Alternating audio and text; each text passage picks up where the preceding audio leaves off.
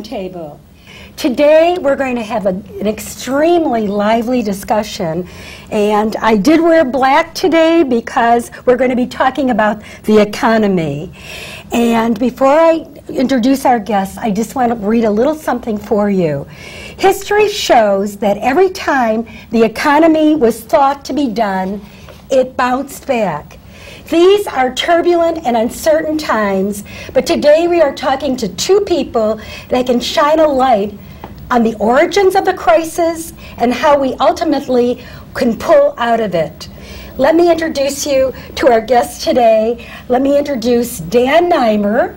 Was once a professor at the University of Chicago, and he has lectured all around the world. Dan Nimer, who is an economist. Welcome to Cahnmann's Current Events Roundtable. Thank you. And the other person who I always seem to have on the show, and who is my consultant on many different things, Michael Szanto, who is our economic analyst, and he has been also our political analyst. Again, Michael, welcome to Cahnmann's Current Events Roundtable.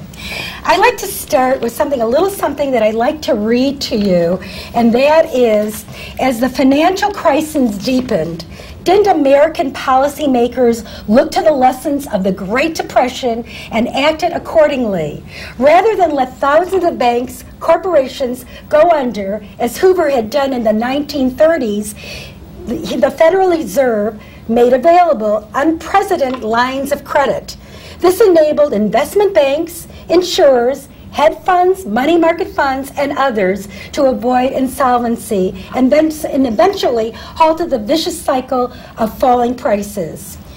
Should economists be happy with the handling of this recent crisis? Should they be happy about it, or should they not be happy about it? And let's start with either one of you. You want to start with? I'll start with Dan, the new kid on the block. Well, some people will be happy and some people will not be happy. There's some people that have benefited as a result of the current economic situation. For example, those who sold the euro short a little bit a while ago. There's others that have been very upset, and those are the people that got part-time jobs for minimum wage as a substitute for a full-time job, which actually increased the real unemployment rate to 17%, not 9%, if you include the number of people that were looking for work and could not find it. I think to start with, everyone should be a certain amount of happy, mission accomplished, because the first goal of Bernanke and Paulson with the Bush administration, continuing on with the Obama administration, was to prevent another depression. Depression 2.0, as Bernanke said. I think that has been done. The banks were largely stabilized. We are not having complete cascade failures anymore. And I think that the federal government has been successful to that extent. We're in a very challenging time. It used to be every 20 years a serious financial crisis, recession, but more financial crisis. The 80s and 90s were called the Great Moderation because that economic cycle seemed to have ended, and now we're once again in bust, which is kind of how the U.S. economy works. I think it's healthy, but it's very painful, and it's a question of whether we can alleviate the pain from unemployment and underemployment that you allude to. Okay, but let me just ask you, you could address that, either one of you. The banks got, they did get a lot of money from the government, right? And why are they not lending money to small businesses? It says that 11% of senior loan officers say they tightened lending standards to small businesses over the past 2 years. Means these firms cannot get money they need to expand their businesses, hire more workers, and help jumpstart the economy. But the banker's definition of who should qualify for these loans these days is so restrictive that many good businesses are getting left out in the cold. All this stimulus money to get the banks to start lending money, what happened? Why aren't they? I mean, the government is telling the banks to be careful who they're loaning money to, and then asking, why aren't you loaning money? It is a riskier environment. There's a psychological, cultural thing, even with foreclosures. But once everyone's getting foreclosures, people don't feel as bad. It's a riskier environment. We can't force banks to loan money to people they don't want. There's no way we can. Yeah, but they got the money to do it. That was what the government said, and Obama said that's what they were supposed to do. If they could do it profitably, they would do it. And also they are having bank regulators from the federal government saying don't be too risky. What we can stop is abusive practices like overdraft fees, like in abusive amounts. What about that, Dan? Well, the primary purpose of a bank is not to stimulate the economy. The primary purpose of a bank is to make money for its shareholders. And I think that assigning the banks the role of recovering our economy is a silly thing to do.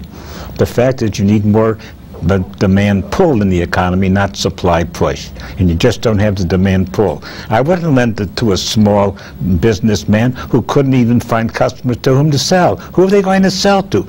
Would you lend money to somebody if you knew that they couldn't do anything with the money you gave them except salt it away?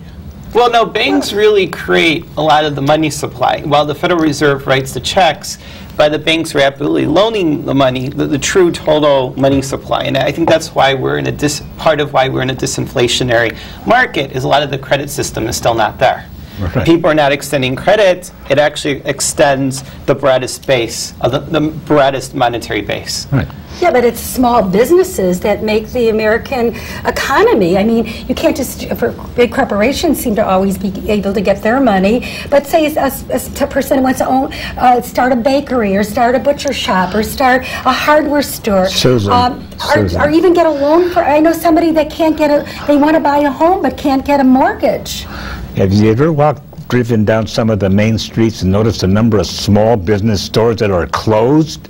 Rows and rows of them who couldn't find a market for what they're selling because a lot of people have cut back on their own expenditures and a lot of people make most of their expenditures from small businesses, not from big businesses.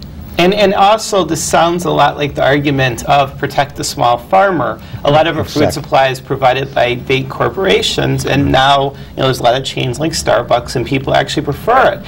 And so there's a little bit of economic obsolescence that's going on. Things are becoming obsolete, but it's not just the small businesses, it's also chains. Blockbuster and Borders being replaced by iTunes and On Demand and all those different things. iPad, the Kindle. In the Wall Street Journal front page, the Kindle's prices are going down so that people can buy their books through the Kindle. Except there's one major company that has not decided to do that. I think it's Barnes & Noble or the other that said they're going to provide greater value rather than cutting price by differentiating their offering in the marketplace. Very, very interesting situation. And you have to remember that they're going against Apple. Michael, there's a lot of people that, I mean, myself, I loved a newspaper. I love magazines. I mean, I write all over them. For this show, I look under so many different papers, Wall Street Journal, economics, magazines, Fortune 500. I use all these different magazines, newspapers. I highlight them. I tear them up. I mean, how am I going to do that on a Kindle? Forget about newspapers. Newspapers are on the way out. But people still A lot of people like horses. A lot of people like typewriters. Are they on the way out? Yeah. I mean, the horses are. No, but I'm just saying. I mean, you can have a horse if you'd like, but I wouldn't go to the grocery store. The other day I read in the paper, which was very interesting, Four Seasons Hotel, which I cannot remember which one, but one is starting, and one of the most beautiful things. One of the most beautiful things at the Four Seasons Hotel is their beautiful floral arrangements, and the hotel does their own laundry service. It's just wonderful. However, they decided to cut the flowers. They're going to be they're only going to be having a few vases of flowers. They're going to be cutting their laundry services and send them out. I mean, this is the Four Seasons Hotel.